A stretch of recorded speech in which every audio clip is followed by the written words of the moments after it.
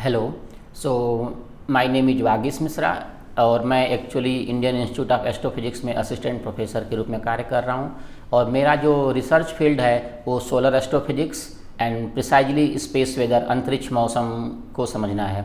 तो जैसा कि आप लोगों को पता है कि भारत में सोलर एस्ट्रोफिजिक्स के रिसर्च का काफ़ी हिस्ट्री है, starting from Madras observatory and then Kodaikanal observatory, जहाँ पे टोटल सोलर इक्लिप्स के टाइम हीलियम की डिस्कवरी हुई थी। फॉलोइंग उसी लेगेसी को आगे बढ़ाते हुए भारत अपने सौर मिशन आदित्य L1 के लिए तैयार है और यह इस वीकेंड में 2 सितंबर को लॉन्च होना है श्रीहरिकोटा से।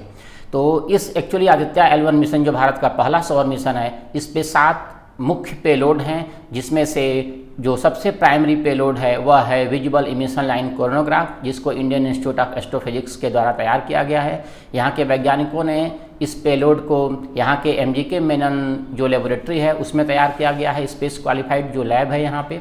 और दूसरा जो पेलोड है आदित्य L1 पे वो है सोलर अल्ट्रावायलेट टेलीस्कोप, जिससे सूरज पे जो भी सोलर फ्लेयर, सौर तूफान आएंगे उसको समझने में मदद मिलेगी। और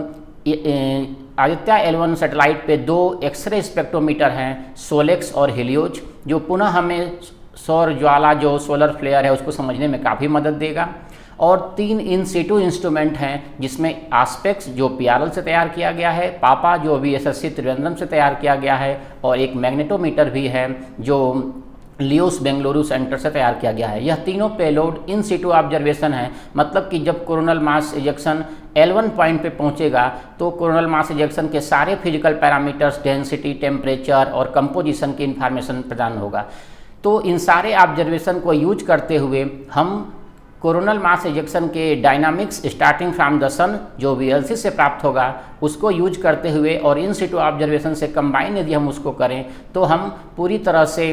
कोरोनल मास इजेक्शन का धरती पर आगमन के समय का निर्धारण कर सकते हैं, और जो उसके काइनेमेटिक्स, गतिकी का निर्धारण कोरोनोग्राफ ऑब्जर्वेशन से होगा VLC, उसको कंबाइन करके हमें अंतरिक्ष मौसम के प्रेडिक्शन, उसके एस्टिमेशन, आकलन में काफ़ी मदद